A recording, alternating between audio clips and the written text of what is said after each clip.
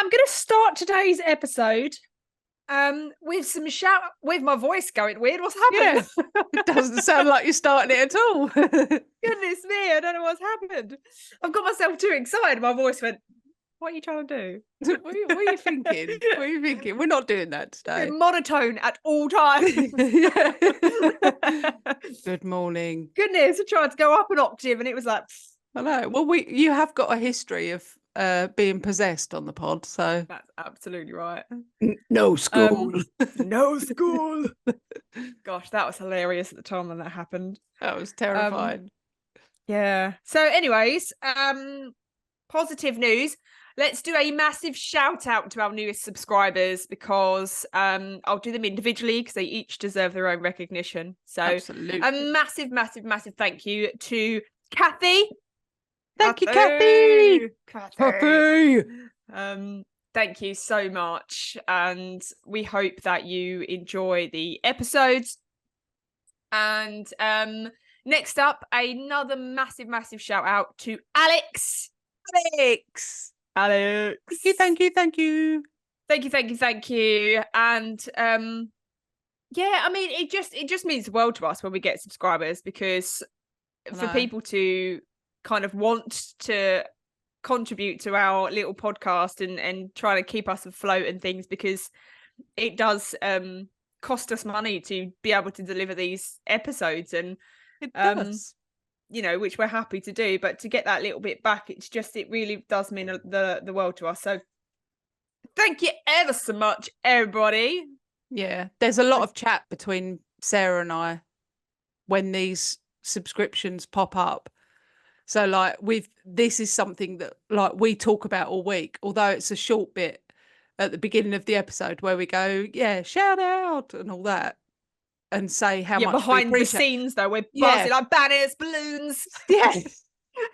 We get so excited and we're so pleased. So pleased. So massive thank you. You've really made a difference to our lives this week, and you will continue to do so each week when we see your little name pop up as a subscriber. And to our repeat subscribers, that they've actually kept their subscription running. I know, thank you. So thank you. Sorry we haven't ruined it. Well, maybe a little bit, but yeah. Thank you.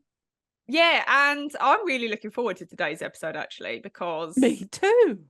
Yeah.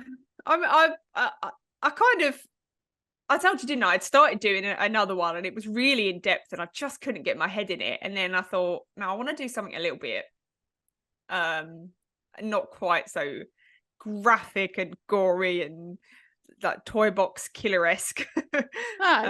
Needed to step back from that. So I'm really excited about this one. And really excited to hear everybody's views, because it's so controversial, real controversial it is. So really excited to hear your views in particular, because I feel like yours are going to vary massively to mine. Right, got my notebook. I'm going to make some notes. Although every time I do this, I make notes and I think, I'm going to ask her about that. And then you go, yeah, and of course, blah, blah, blah. And I think, oh, all right, we'll cross that out, because she's answered that. I leave no loose ends. No loose ends. No. Ooh, exciting. Yeah, but before the episode can start, obviously, we need to do random blams. Go! Shit!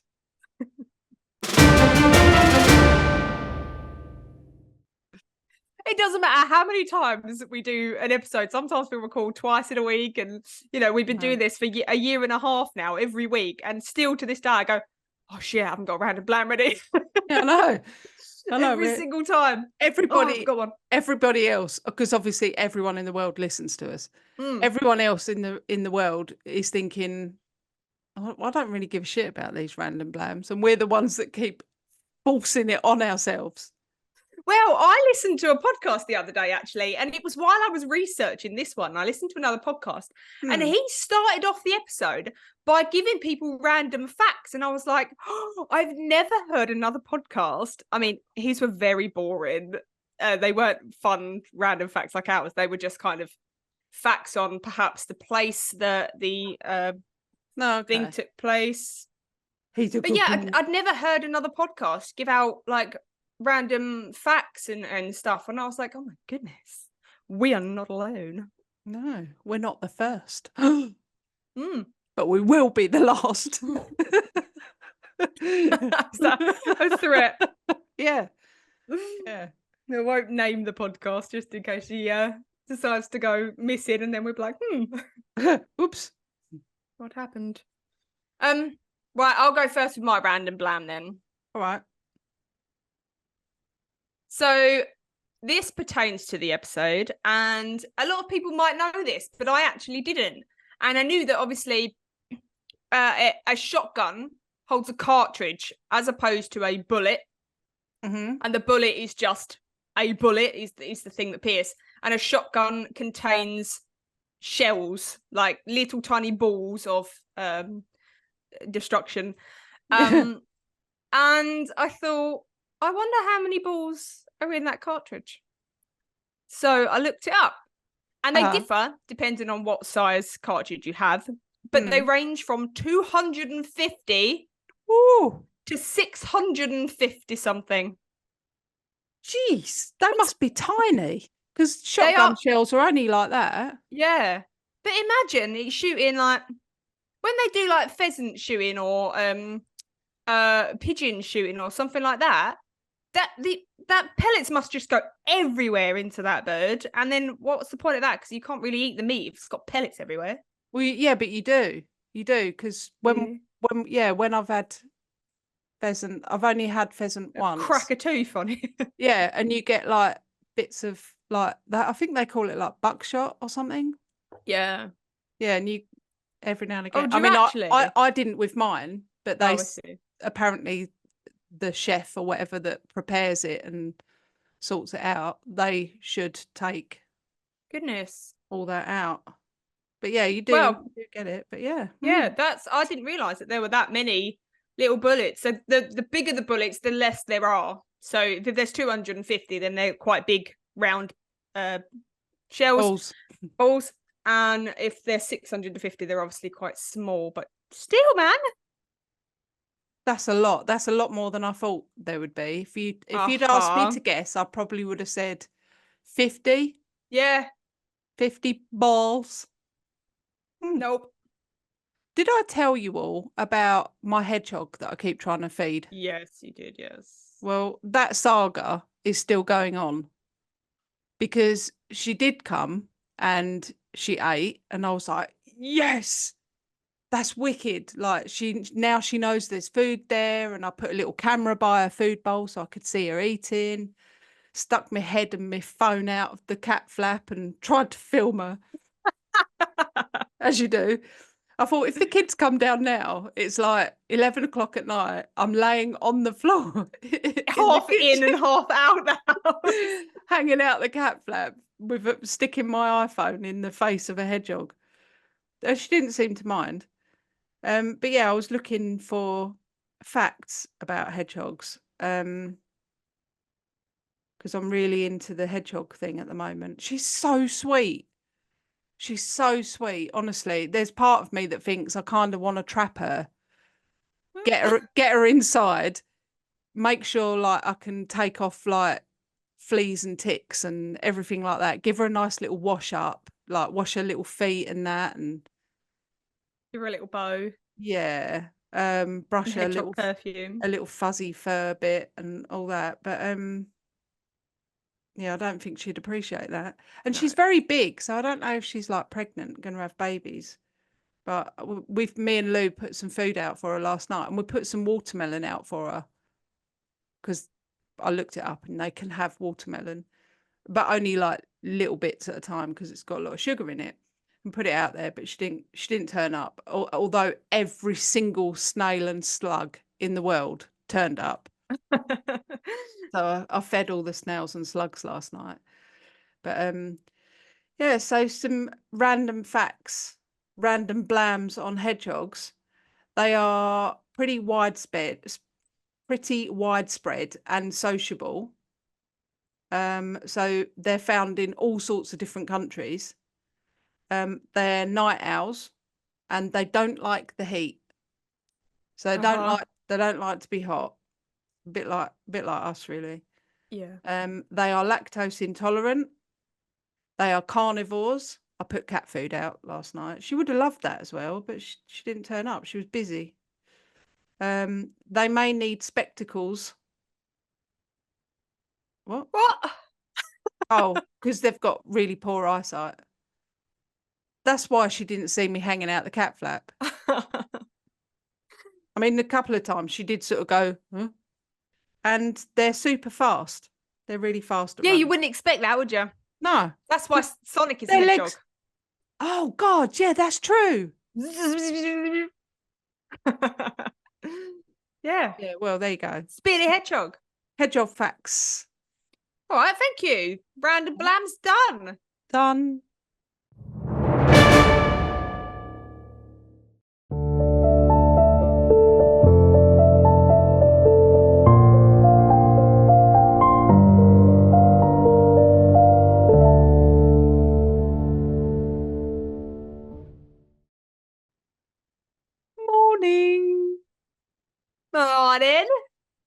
Morning.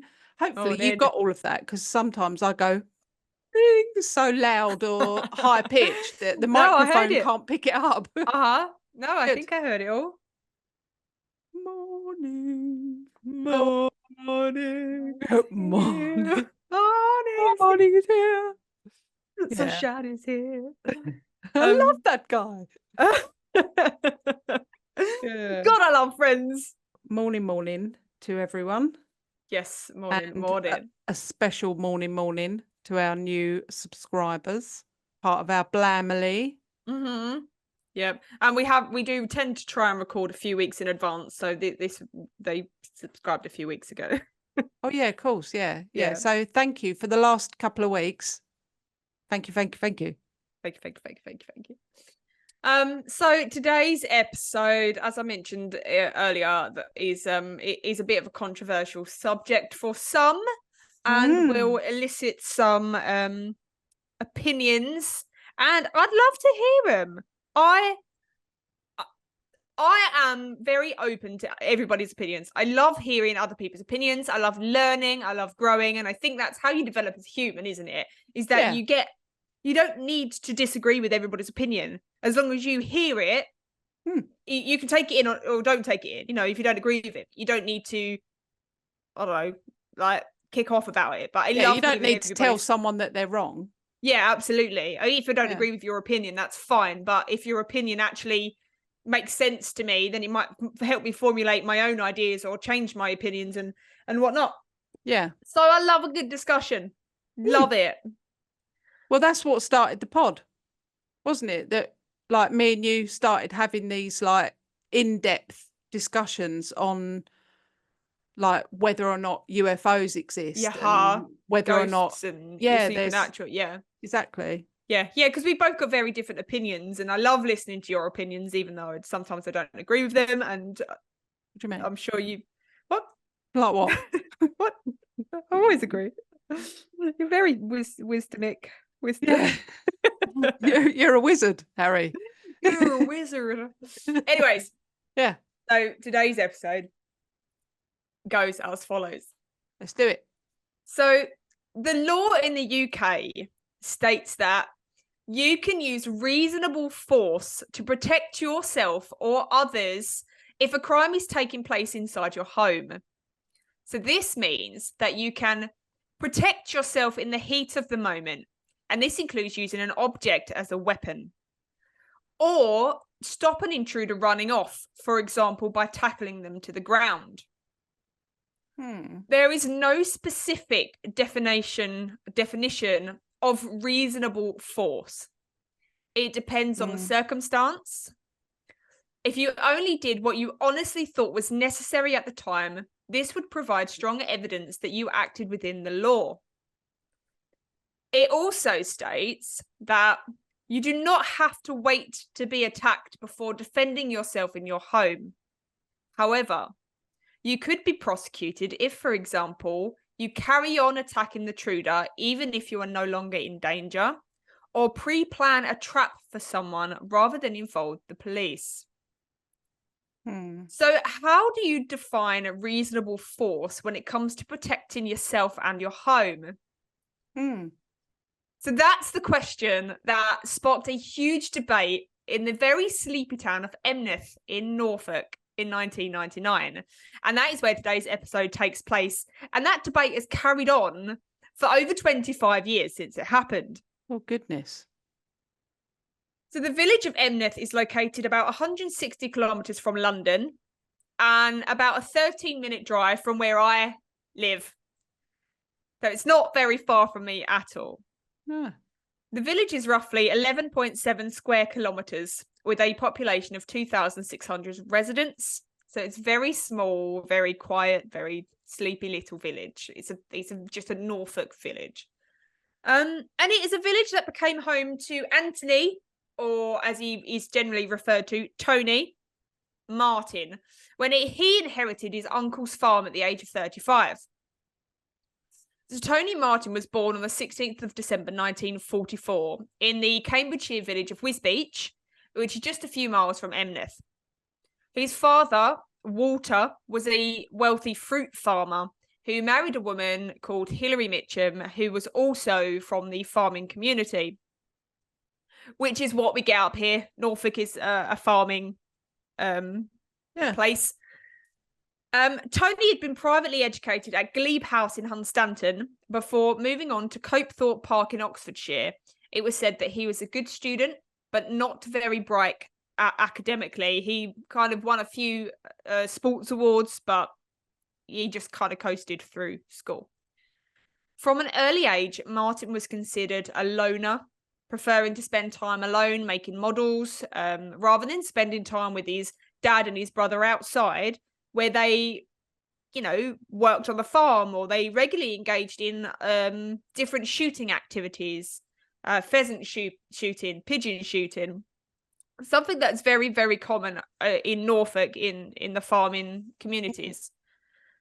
His mother said that he didn't really like the idea of killing. He didn't like animals to be killed. And when he got his own place, he wanted it to be a bird sanctuary.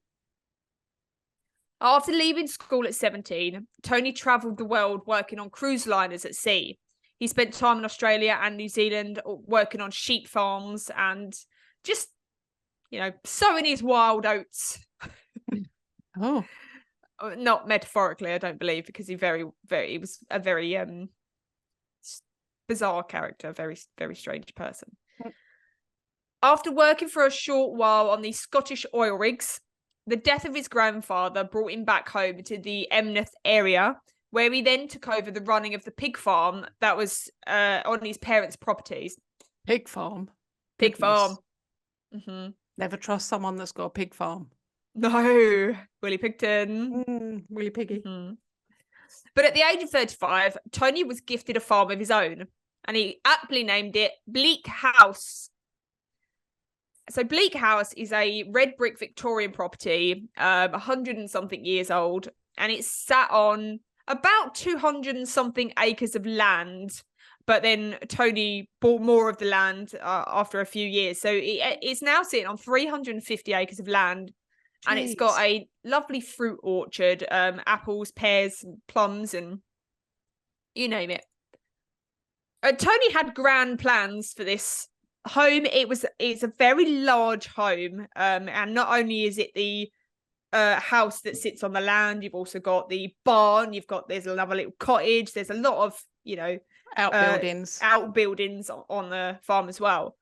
So he had really grand plans for this place, but a lack of money and a lack of for want of a better word, cleanliness, or I don't know, pride, or good hygiene habits, meant that the property soon fell into something that looked like it belonged in Grimm's fairy tale.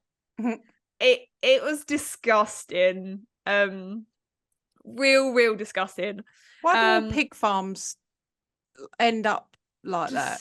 I mean, it's the pigs and pig poo and everything that's disgusting. This property that he inherited was his uncle's and wasn't a pig farm. That was his parents' farm. It was a pig farm. So this was just it just a normal farm with fruit and, probably butterflies and stuff. That's less disgusting. Much less disgusting. However, he made it very disgusting. So over the years, the property became dilapidated and uninhabitable by most people's standards. And Tony just kind of became even more of a recluse, just in this house, big house, by himself in all of his filth. Described by his friends as eccentric, outspoken, lonely, loony, and highly strung, Tony was a very strange character. It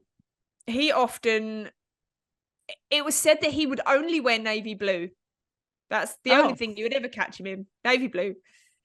He would stay in the same clothes day in, day out. He would sleep in those clothes day in, day out. He was living in this big old house by himself, which was covered in filth. But he did own 3 dogs and 3 Rottweilers named Otto, Bruno, and Daniel. And Daniel. Love that for him. Yeah. And they actually lived in the derelict cottage that was on the property as well. It kind of sat next to Bleak House, and it was used as a kennel instead of an actual cottage. So that was also disgusting. But Tony didn't have much in his life, and he spent what little money he did have on antiques. And these weren't antiques that were necessarily worth a lot of money, but Tony based their value on their story and their history. And he became an avid collector and soon filled his home with just random things. So they weren't worth a lot, but he collected them based on where they'd come from, the family that they'd lived with, how they'd been passed down. As if they had an interest in history, then he was all over it. In the 90s, though, the rural Norfolk farming communities, that was a bit hard to say. I was going to say, that was a tongue twister, wasn't it? Rural Norfolk, there's a lot of those, became the target of theft. And that was theft of farming equipment, tractors, trailers, all sorts of incredibly expensive items that didn't just cost the farmers money to replace, but also lost them money because then they weren't able to work. Until they could replace them. And it seemed like the Norfolk police were unable to kind of do much about it. So the farmers took to trying to protect their assets themselves, with most of them keeping guard dogs, putting up different signs on their properties, you are being watched, or guard dog, beware of the dog, different signs. Fuck off. Fuck off. Get your own shit. Do just different threatening things. But most of them did keep a gun. So in a previous episode, the Oxford school shooting, I mentioned that guns generally aren't part of English culture. However, they are more prevalent in the farming community. And that's just because it's a hobby, and also for pheasant shooting, pigeon shooting, clay pigeon shooting, all that sorts of things. Most farmers owned a shotgun. So the law requires you to apply for a firearms license in order to obtain a gun, or a shotgun license for a shotgun. And I think actually you need the firearms license and a shotgun license to have a shotgun. The license is granted by the police. So you apply directly to the police, and it's only granted if the person has a genuine need on a regular basis to own a gun, and you have to be able to prove that. So a genuine need is, however, open to interpretation by the police.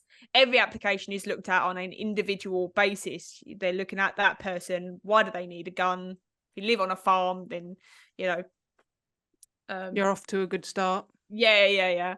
If you join like the clay pigeon shooting and you've got your membership, things like that, and not just for the sake of having a gun. And like if you scare easy, they're like, no, not that guy. And you can never own a gun if you've spent 3 or more years in prison. So if you've had any over 3 years stay in prison, you will never be allowed or never be granted a firearms license or a shotgun license. Is that because, and then, if you were in prison for like more than 3 years, it would be something, it more likely to be like a violent crime that you'd committed? Yeah, and not sort of like, I don't know, fraud or something like that. Nicking a Twix from the co-op or something. Yeah. But then there are also tight laws surrounding the storage of guns. My stepdad has actually got a shotgun in the house, and by law you have to either have a lockable gun cabinet or a gun clamp, and the police will actually randomly stop by to check that you're adhering to the law regarding the safe storage of guns and ammunition, that you can't store the ammunition with the gun and blah blah blah blah blah. So the farming community tend to keep a gun or two in their home, and Tony was no exception. And he also wasn't an exception to the burglaries that were going on in the area. Shortly after Tony had moved to Bleak House, he arrived home one night to catch a burglar stuffing a pillowcase with some of his treasured trinkets, the antiques that he'd gone and gone. So Tony confronted the burglar, who dropped the bag and ran off. But over the years, he became a regular target for thieves. And I think it's because most people would assume that the house was abandoned. Right. Sometimes it didn't have windows, the windows were broken, the doors hanging off. So there was old cars like rotting in the place. And so I think perhaps they thought it was abandoned. He had farming tools stolen, tractor batteries, different electrical items, a grandfather clock, a table, 2 chests of drawers, and then a bureau that contained a lot of different family photos and papers, like all through his family history and stuff. So how the hell did they get away with like big bureaus and chest of drawers and things like that? Like, if he was in all the time. Well, I read later on that because of the dilapidated condition of his home, he tended to spend a lot of time elsewhere, staying at his mum's or something like that, because his house was so scuzzy. Sort your house out. So perhaps that's the reason why they were able to make off with stuff. But again, that feeds into the notion that they believed it was abandoned, so they just went in willy-nilly and nicked what they could. Yeah. But as you can imagine, Tony became increasingly frustrated the fact that he continued to be targeted by burglars. Despite reporting it to the police numerous times, the police weren't able to do anything, because once the burglar's been in and out, that's it. Unless you catch them red-handed, there isn't really much they can do. But in 1994, Tony took matters into his own hands when he caught someone on his property stealing apples from his orchard. He saw them out in his orchard, stealing apples, and he raced back into the house, grabbed his shotgun, came back out, and then he fired it at the back of the man's vehicle as he was speeding away, and then he shot like a big hole in the back of this car. Bloody hell. And that's something that, when I first moved up to Norfolk, that's something that really terrified me, actually, was trespassing, because it's just fields everywhere, open fields that you could just walk through. And I don't know whether it belongs to someone or whether it's a path you can walk through. And I'm always really, really worried about getting shot by a farmer, which never happens. But I didn't. You almost never get shot by farmers. You almost never get shot. But I was walking down, there's a place near us, and they had some sheep, and there was a sign that said "Keep dogs on the lead." So I was like, great. We walked down there, and this man come flying out, and he was like really, really aggressive, really shouting at us. And I was with my friend Steph, and she'll be listening to this episode as well. And we was so astounded, because he was like, "What? This is private property, blah, blah, blah." And I was like, there's no signs to say keep off this land. It just says keep dogs on the lead, which I have done. Yeah. I was like, I didn't know, mate. And now I know. I won't be back. Don't worry. But he was so aggressive that it actually really frightened me, that I'm real worried about farms. Obviously, they are targets of theft. They do have their livelihood is based on their livestock and things like that. So they are very defensive about their property and their home, and you can kind of see why. Well, yeah, you can, but they do need to be reasonable. Like me and Claire had a pram with a kid in it. Yeah. I'm not going to nick a sheep. Put a tractor in there. No, I know. Yeah. Me and Claire had exactly the same thing. We're actually really in our same village, and we went for a walk, and there was like all bluebells. There was an actual pathway. Yeah. And we were walking along it, and this guy came over, and he was really aggressive. Except it didn't scare me. It made me go from, like, if he'd approached us and gone, sorry girls, I don't know if you realise, but this is private property. But he didn't. He was like, can't you people read, or something like that. Well, he was a bit more aggressive, but he was so aggressive, and it just instantly got my back up, and I just went at him, and I was like, don't you fucking speak to us like that. Really went, and he was like, oh, sorry. So no, it's just, you know, we have like pheasant shooting here, and you know, I'm only looking out for your welfare and all. And I was like, don't come at me then. Yeah. don't be aggressive and come at me. If we'd seen a sign that said private property, absolutely, we wouldn't be here. But we didn't. And he was like, well, there's signs all the way round. And I said, then you need to check. Because I'm telling you, we didn't see any signs. Yeah. But yeah, so, and I think because it happens quite a lot, people trespassing on their property and on their land, that they get so aggressive about it. And they get so defensive. And Tony was exactly the same. He was so fed up of these people trespassing that he went and got his gun and he shot this hole in the back of the vehicle. And obviously the police were involved. And Tony actually told the police that if they weren't willing to do anything about the thefts, then he would. And he actually said that he hoped that they would come back so that he could blow their heads off, was what he said. I think he caught somebody in the midst of a theft one time, and they'd left the items out the front and then run off. So he left them there, hoping to tempt them back. And then he would lay in wait, and that's what he said. I hope they do come back so that I can blow their heads off.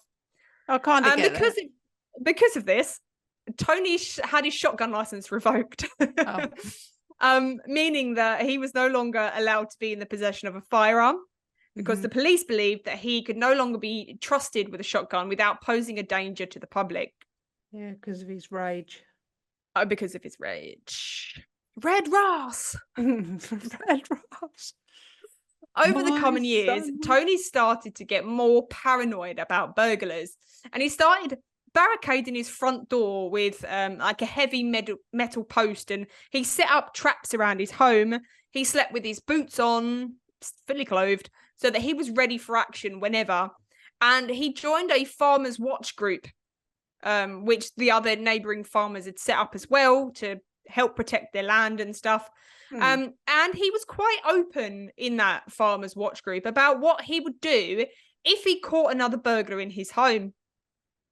And in these meetings, it came to light that there was one other thing that Tony hated more than thieves, and that was gypsies. Oh. He told the other members that he wanted nothing more than to put some gypsies in the middle of a field, surround it with barbed wire, and then machine gun them down. Oh, that's brutal. Calm down. A bit brutal, isn't it? Yeah.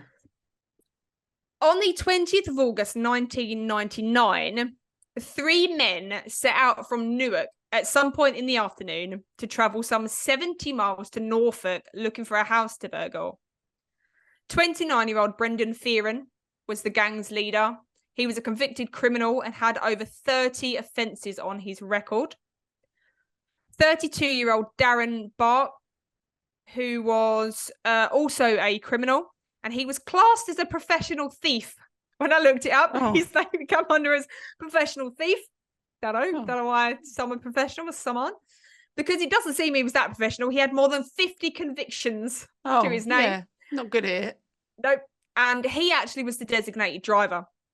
Both of these men had been to Norfolk 3 months prior to target one particular house, Bleak House. And on the 20th of August, they set out to do just that again. But this time they had another accomplice, 16-year-old Fred Barras. Ooh. Fred was the youngest of 6 siblings, and he was the only boy. His father had left when he was 6 months old, and so he was raised by his mother as a single parent. By the age of 12, Fred had been completely expelled from high school and was already on police radar. Between the ages of 12 and 16, Fred had accrued over 20 convictions to his name and had appeared in court 5 times, mostly for petty crimes like stealing, burglary, assault, dangerous driving, handling stolen goods. But his mum describes him as being a loving and sweet boy with a heart of gold, which he probably stole. Yeah, if it's gold, I'll have that. Mum's in this. I'm sure he was a lovely boy, but you can't say someone's got a heart of gold when they're thieving up other people, can you? You can't say that. I'm sure he was a lovely boy, but... On the 19th of August, Fred had been arrested due to offences relating to thievery and assaulting a police officer, and he was due to then spend time in a juvenile facility. But instead of being held until his court sentencing, his lawyer petitioned to allow Fred to be bailed. He said he's not a danger to society. Disregard the 20 last convictions of thieving. I promise you, he won't steal anymore. So you can bail him. Don't worry about it. After he was bailed, the next day, on the 20th of August, Fred, still with his bail slip in his pocket, was free to join his fellow gangmates on this 140-mile round trip to burglarize Bleak House. Oh, Fred. In the dead of night, Brendon... I'm do that again because his name's not Brendon. Brendon? Bread and cheese. That's so good. In the dead of night, Brendon and Fred got out of the car. Oh, fuck's sake. What is your fucking problem? Right. Sorry about that. In the dead of night, the 3 men pulled up outside of Bleak House, and Brendon and Fred got out of the car, armed with nothing but gloves and torches. They made their way onto Tony's property.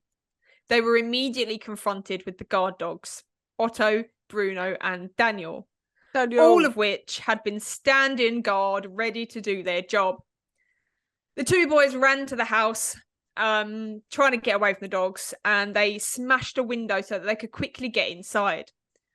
They jumped through the window and then shone the torches that they had on the floor.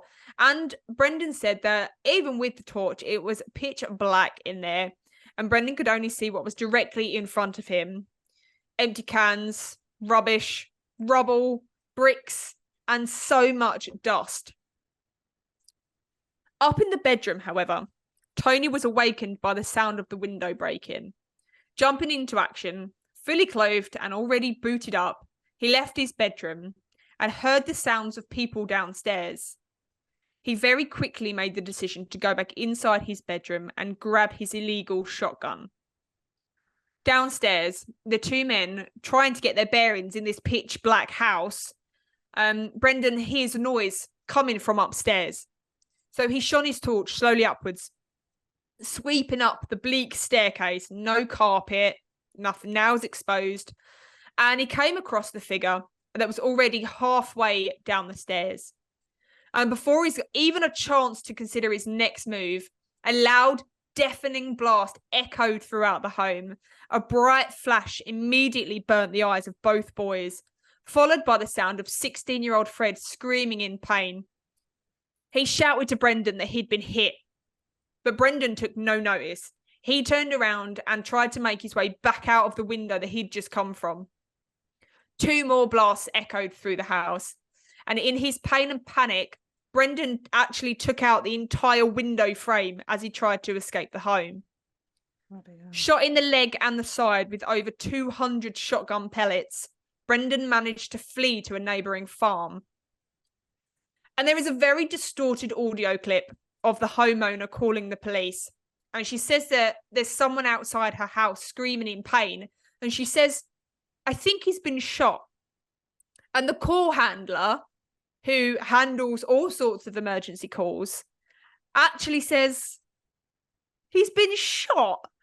And she sounds so incredulous, Like, are you sure? By the notion that someone had been shot. Yeah. He's been shot, because it just does not happen. People don't get shot. Well, when police arrived, and Brendon said that he'd been at the home to rob it, the owner had come down and that he'd been shot. He didn't mention his accomplices because he didn't want to drop them in it. If they'd gotten away, he didn't want to be like, oh yeah, all these other people were there, and kind of drop them in it. Mm. So he was immediately arrested and taken to Queen Elizabeth Hospital, where I spent many of my days during my cancer treatment. It's not far from me. Same hospital. Same hospital. Same sis. Same. Meanwhile, back at the farm, after firing 3 rounds of his shotgun, Tony heads back upstairs to bed. Oh. He tries to decide whether he should go back to sleep or not. He's unsure whether the burglars have left, whether they're going to come back with reinforcements, and his paranoia got the better of him. He decided to take his gun and leave the property, and he goes to his elderly mum's house in nearby Elm. And he decides not to tell her about what's just happened, as he didn't want to frighten her. So instead, he leaves his gun there and then drives to a friend's house, where he then spent the night. At 6 a.m. that morning, police arrived to arrest Tony Martin.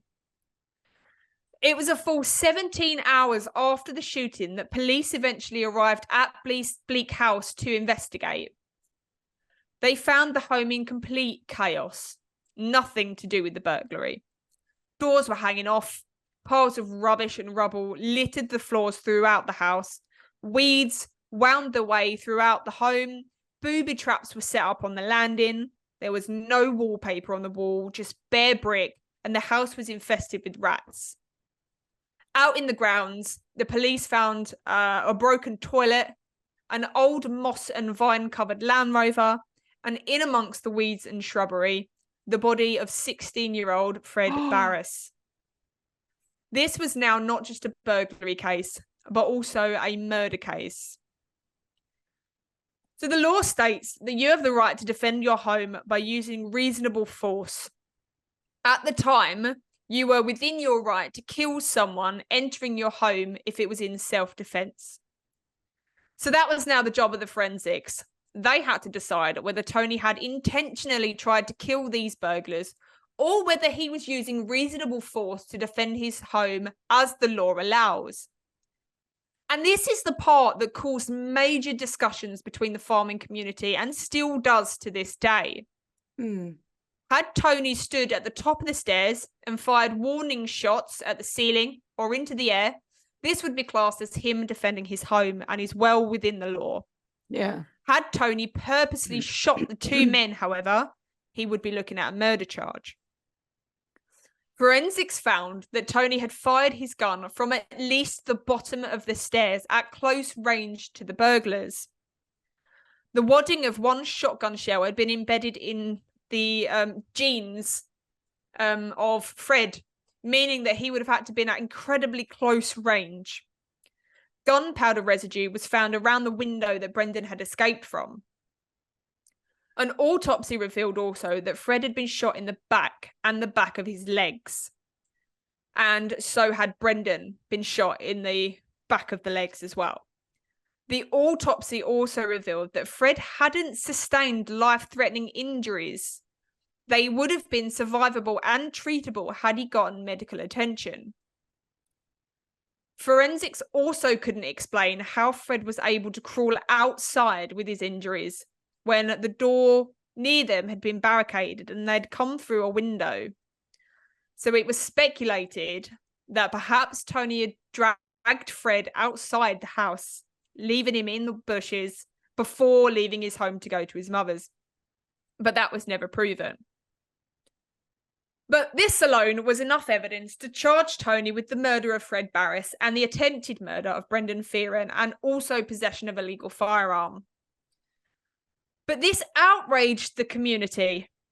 People petitioned outside the police station and the courthouses with signs saying, "Support your local farmer." They all agreed that what Tony had done, they would also have done. One man quite simply said that if they hadn't have been there, they wouldn't have got shot. Another man said that if you trespass on someone else's property, then you run the risk of whatever happens. But this case didn't just gain media attention in the local community.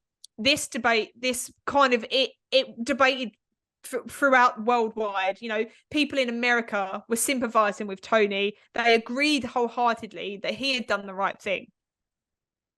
However, it was up to a jury to decide whether they believed he was acting in self-defense and had used reasonable force to defend himself and his home. Ultimately, in October 2000, Tony was charged with the murder of Fred Barras, attempted murder of Brendon, and was sentenced to life in prison with the recommendation that he serve a minimum of 9 years, which was then reduced to 8. 1 year later, in 2001, Martin won an appeal to get his sentence reduced to manslaughter on the grounds of diminished responsibility due to a diagnosis of paranoid personality disorder and Asperger's syndrome. He ultimately served 3 years in prison. So the reason I chose this case was because of the debate that it created amongst people. Did Tony do the right thing?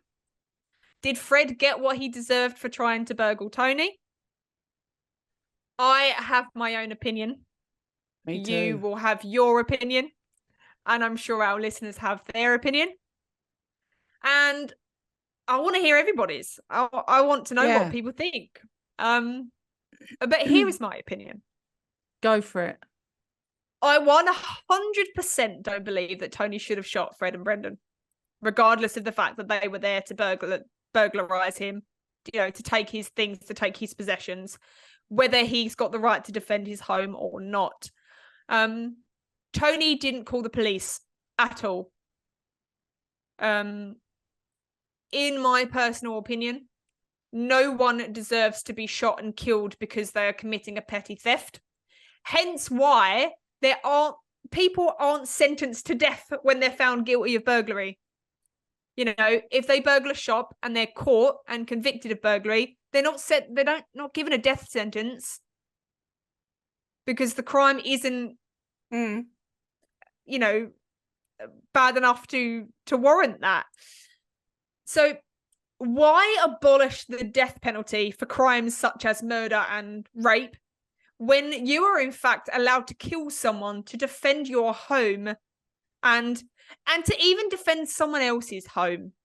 So Josie and I were watching a program which is it was a 911 calls, and it astounded me because there was a man in America, and it was in Texas, and he'd called the police because he could see people entering his neighbor's home, not his home. And he believed that they were stealing things. The neighbours weren't home. He was just watching out of his window as 2 men went in to burglarise the home. During this phone call to the 911 operator, he explicitly tells the call handler that he's going to get his gun and that he's going to shoot the intruders because that is his right. The law stated that he had the right to shoot and kill someone that was entering someone else's home. And that's exactly what he did. He watched from his home as the 2 men came out of his neighbour's house. He then confronted them and shot them both dead. And he was not charged with any crime. So essentially, they received a death sentence for their crime of burglary, the same as 16-year-old Fred Barras did. So while I was doing this episode, I was trying to think of a way that I could put into words how I feel about this sort of crime. And I was out walking Caesar and I was just making notes on my phone because in my opinion, there is a very, very fine line between the people that choose to kill someone because it is their right to do so, like burglars, and then the people that choose to kill people because that's what they want to do. Because essentially, these people have wanted to kill the burglars. That was their intention. They wanted to kill the burglars to stop them Maybe, but... So what's stopping them from killing someone else? So just because it's their right to take that person's life, why is that any different than just choosing to take someone's life? So whether you're killing to defend or just killing, you are taking someone's life away from them. And that's essentially something that you will always have to live with. So in my opinion, it takes a certain kind of person to be able to do that. So whether you're killing to defend your home because a burglar has intruded, you are killing someone and you've got to live with the knowledge that you have taken that person's life away from them. And I don't think everybody is capable of doing that. So where is the line that stops people from just killing at random to killing because they can? The law says that I can kill that person, so that's what I'm going to do. I feel completely opposite to you. I knew you would. I absolutely knew you would, which is I'm looking forward to hearing what you've got to say, because I felt very strongly about the fact that just let your shit get taken. If your life was in danger, then absolutely defend yourself. But he didn't give them a chance to. He didn't warn them. He didn't, give them a chance to get out or anything. He shot directly at them to kill them. I agree with that, like the warning. But as far as, wanting to take someone's life or, let them take your shit or whatever, you don't know what their objective is. If someone broke into my house, this is the only way I can only think of it how I would probably react. If someone broke into our house, that I've got like Claire, the kids, I don't know what that person's intention is. And I am not about to wait and find out if they're going to attack one of the children or me or Claire, or I'm not going to wait to find out if that's what their intention is. Home invasions are what scare me the most. I'm terrified. I think the thought of a person or people breaking into your house and like shutting the door behind them, and now they're in your house and they can do whatever the hell they want, that terrifies me. And because of that pure terror that I feel, that would put me in a completely different irrational state of mind. I would be in such a panic if someone broke in. I know, because this is something I've thought about before, I know that I probably wouldn't use reasonable force. I don't know if I saw someone come to the top of the stairs in the middle of the night, you better believe that I'm either whacking them round the face with a baseball bat or, kicking them backwards down the stairs. I'm not going to take that risk of, I better be like mentally aware of how hard I'm hitting them in the head with this baseball bat, because I'm terrified. Do you know what I mean? Well, that's what, when you read up the law about using reasonable force, it does take into account the fact that you can't make a decision in the heat of the moment as to what reasonable force is. So it does take that into account. I'm not going to risk them getting back up. That's my thing. I want to hit them hard enough that they are going to be unconscious on the floor. I'm not going out to kill them. I just don't want them in my house. And if I thought that I could stand at the top of the stairs with a shotgun, if I had one, and, either, load it, like cock the barrel of it, and that would be enough for them to go, oh, shit, I'm out of here. Yeah. Then fine. But if I they think don't... sometimes the threat of the gun Yeah. would just be enough. And that's what I mean. I don't mean absolutely don't defend your home, let this person just take your stuff. If you've got a weapon and that you can use to threaten somebody and that works, then great. Yeah. But I think the reality of, if you've got a baseball bat and you need to swing that at someone's head, the reality of doing that is very different to thinking that that's what you're going to do. And that's where, it takes a different kind of person to be able to do that, because I don't think if I had a gun and someone was coming at me that I'd be able to pull the trigger. I'd shoot them. Yeah. If it was the middle or whenever, and my the kids were here and Claire was here and there was someone coming up the stairs and I stood at the top of the stairs and I had a gun and I loaded the gun and they were still coming, I absolutely would turn it on them and shoot. Yeah, that scares me. Well, it scares me, but that's the thing. It's what else? What are you supposed to do? Just stand there and wait until they get to the top of the stairs? Absolutely not. I mean, I probably wouldn't aim it at their face. But that's what I mean about using reasonable force and being able to just shoot someone dead and then go back upstairs and go back to bed. Yeah, I wouldn't do that. I think if someone's coming at you and you've got a gun or whatever, and, the first place that I would shoot wouldn't be to kill. It would be like in the leg or something, I guess. Yeah. But then I know that it's easy for me to say that as being rational and whatever else. And the reality is, if someone was coming at me, I'd probably, absolutely shit myself and not do anything. Throw the gun at them. Be like, Josie, do something.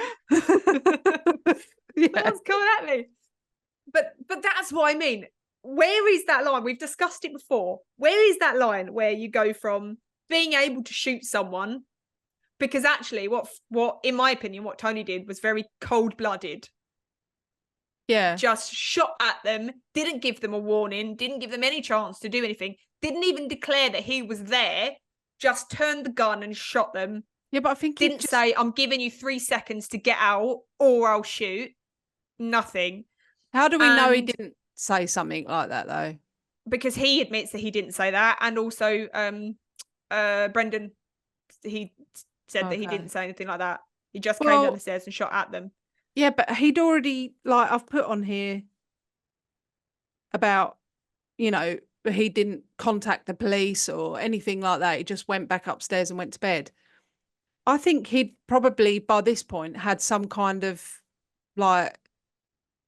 psychotic break. Do you know what I mean? Where he'd just do you know what? I've properly had enough.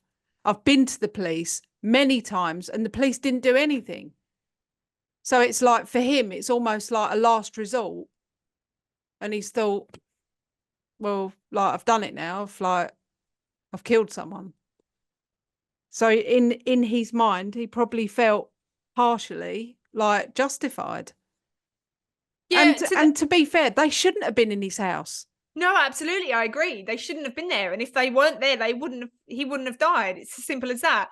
But also, like you said, when you were on that man's private property, had he just jumped out the bushes and shot you without saying, "This is private property, get off, you shouldn't be here," that was his land. And if he feels that he's defending his land because you and Claire were on there and he hadn't given you any opportunity to leave and he'd just shot you, realistically, he's defending his land. Well, he is, but defending it from what? It's a bit different. You could have been there to steal his pheasants. I'd have stolen his hedgehogs. But the thing is, walking... during the middle, in the middle of the day, taking pictures of the bluebells and things like that, that is not posing any kind of threat.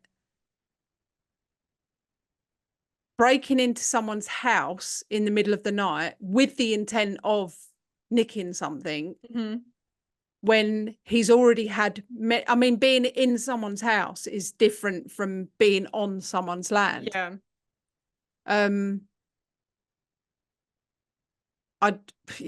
I just think I get that he shot him. I do. I get it. I think that it's so easy to go, well, you know, he was defending his home and yeah, he shot them and that's what he should have done. But he's killed that little boy, and that was a 16-year-old boy. And yeah, and it didn't need to happen. It didn't need to happen. And I know that the boy shouldn't have been there, but if he had just said, here's my shotgun, get the fuck out, they absolutely would have just left. Yeah. Absolutely. Yeah. I think they went there believing that the home was vacant. So Tony to this day 100% stands by what he did. He doesn't regret doing what he done. He went to Fred's grave at one point. He was in the area and he went to Fred's grave and he just stood there, looked at it and thought, well, you shouldn't have been there, really. You shouldn't have been in my home, and you wouldn't have ended up dead. Yeah. And that's where I feel like it takes a very different kind of person to not regret that decision that he's killed somebody. Yeah. And what differentiates that person from a murderer who murders people and also doesn't regret it. But also, everybody that lives, you know, Norfolk, Suffolk, we're surrounded by farms, farmers, farm shops. That is our everyday life. Everybody that lives in areas like this knows that farmers do have guns. You know, you said it in the episode at the beginning. If that, you know, if that boy had properly thought about it, or either of them, if they'd actually thought about it and thought, if there is someone in there, chances are they're going to have a gun. Yeah. You know, he's been hit many times before, or whatever. I don't know. I'm not saying it makes it right that he shot them and killed him, but because I think he should have fired off like a couple of warning shots or whatever. It doesn't sound, you know, I mean, you don't want to be firing guns in your house, but it doesn't sound like his house. No, you know. It looks like he'd fired quite a few shots in there. Yeah, like properly derelict. Exactly. Like that's what I would have done. Yeah, I would have shot some warning shots. Worst case scenario, if they kept coming, I'd have shot at their feet. Maybe. Yeah. I don't know. I understand if someone's charging towards you and you need to defend yourself. Absolutely defend yourself. But yeah, he shot him in the back of the legs. Someone's poking around, you know, you're upstairs. He was safe upstairs because he knows that he'd booby trapped the upstairs anyways. So he knew that he was safe upstairs. He wasn't defending himself. He was defending his home, which was an absolute shithole. Yeah. Yeah. I mean, I think he was probably just like sick of it. And he let his irritation and anger and all that for people breaking into his house and going on his property and that, and he let that get the better of him, and he thought, I'll show you. Yeah. So what makes that right though? Because as opposed to people that murder, that have this anger and this frustration at their everyday lives and they go out and murder somebody, just because that person wasn't in their home, they're classified as a murderer and would go to prison for a much longer time than 3 years. Yeah, it's tricky. I'm quite a vengeful person. Yeah. And so I'm not. I kind of get, it would be more likely to be something I would do, where I'd just get sick of someone, like it feels like it's someone taking the piss out of me. And I think, well, I'm not going to stand for that. Yeah. So I'm going to make a stand and all that. But in truth, I don't know. I don't know if I would shoot someone. I think I'm the sort of person that if I did shoot someone, I'd be like him. I'd be like, well, you shouldn't have been there then. It's my house. It's my house. You shouldn't have been breaking in. So, you know, that's what you get. And I am that kind of person. So I think possibly I could be like that. You're a Tony. I think if I had to use any sort of force to defend myself, I wouldn't feel justified, like it, especially if I'd have killed like a 16-year-old boy or whatever else, because they were burglaring my home and I've acted No, I would feel bad. Irrationally. Yeah, I would feel bad, but I think I would go from like one to the other. I'd go, well, I am sorry that a 16-year-old boy has died. So I'd already separate myself from it. Not like I feel bad because I killed him, but I'd be like, I'm sorry that he died. Yeah. However, but not that you're responsible. Yeah, exactly. Yeah. But that's the opinion. The opinion is they shouldn't have been there. End of. And if you ask anybody up here in the Norfolk area, do they agree with Tony? They 100% would agree with what he done. Yeah, I'm kind of more on Tony's side. Yeah. I'm absolutely not. And it shocked me to my very core that he only got 3 years. And because the burglars got 18 months, something like that. So essentially, they've served half the time that Fred did. Yeah, and Fred took somebody's life.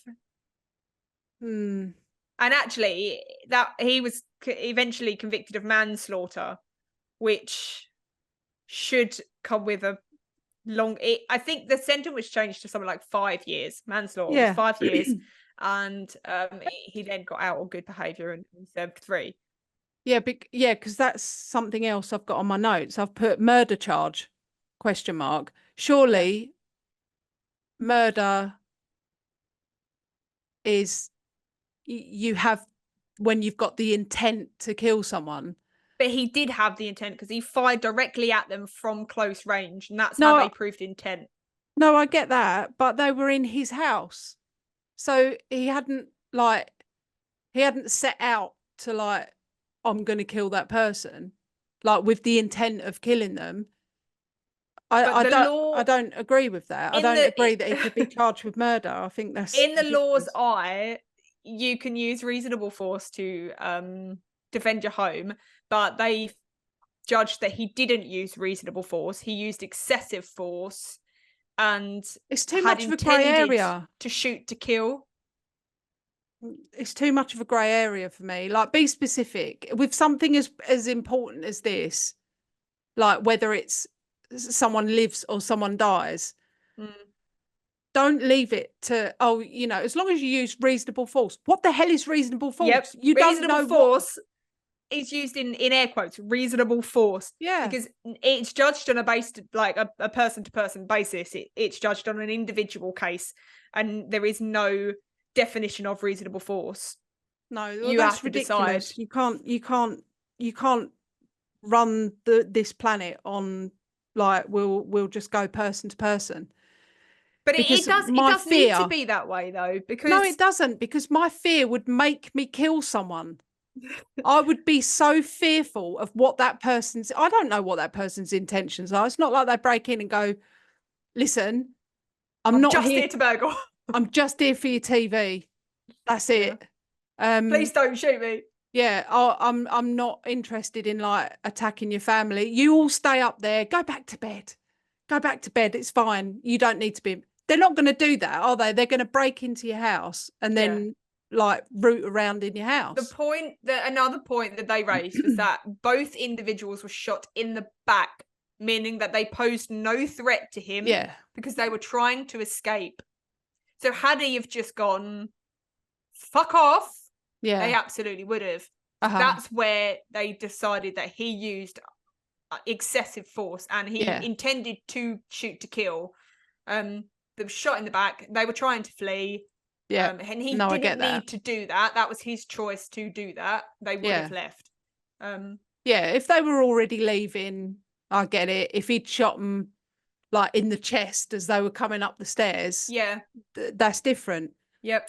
But I can't get on with this like reasonable force thing, because I just, like I said before, if I'm putting someone down, I want them to stay down. I don't want to risk them getting back up and grabbing the baseball bat off of me. Do you know what I mean? Like, boop, and they're like, but I think that's the difference, isn't it? Whether they're coming at you or not. Yeah. And that's if they're coming at you, you can probably use whatever force you need to. and it would be classed as reasonable force. Yeah, I don't want to be anywhere near your home. Yeah. Then I'm not going to wait until they're like right up at the top of the stairs with me before I do something. Do you know what I mean? I'll end up in prison. I know. On a murder charge. These podcasts will get so many more downloads. Well, my aim is that if I get a big family of hedgehogs, and I'll make a little like bedroom for them at the top of the stairs. So then if anyone breaks in, the hedgehogs, I'll train them all to like roll down the stairs after them. And they won't be able to get up. And by then I'd have called the police. Yeah. But our neighbour's a policeman anyway, so I'd just call him. There you go then. Like, help. Right, well, that was our discussion anyways, but I knew that you would have a very different opinion to me, and I really want to hear everybody else's opinion. So if you want to send us an email, or if you just want to send us some fan mail, if you include your email address in the fan mail, then we can respond to it. And we would love that. I would love to hear everybody's views and opinions. Yeah, definitely. We're the opposite ends, aren't we? You're like non-violent, and I'm extremely violent. Come on, guys, what you do? You don't want to do this. You don't have to do what your mum would say. I'd shame them into leaving. Yeah. Oh, sorry, miss. Look, I'm not angry. I'm not going to shoot you. I'm just so disappointed in you boys. You could do so much better with your life. Yeah. What are you doing? What do you think you're doing? Yeah. Awesome. Well. All right. And thanks for the story. That was a good one. And it was a good discussion. I enjoyed that. Yeah. I feel a little bit violent now, so I might have to go and do something. Away. Oh, yeah. Go and calm myself down. Yeah. All right. Cheers. See you next week. See you next week. Bye. Bye. If you have enjoyed listening to our episodes, make sure you rate us and leave us a review on whatever platform you are listening. We absolutely love hearing from you guys. So you can also help support our show by donating to our Buy Me a Coffee link. We will make sure that you get a massive shout out and a big thank you in our next week's episode. You can also follow us on social media at Perplexed Podcasts. We're on Facebook, Instagram, and if you want to see more videos and blooper reels, subscribe to our TikTok and YouTube channels. You can also email us your stories at perplexedpodcasts@gmail.com. And you can find all the relevant links in the episode descriptions. Thanks for listening. Bye. Bye.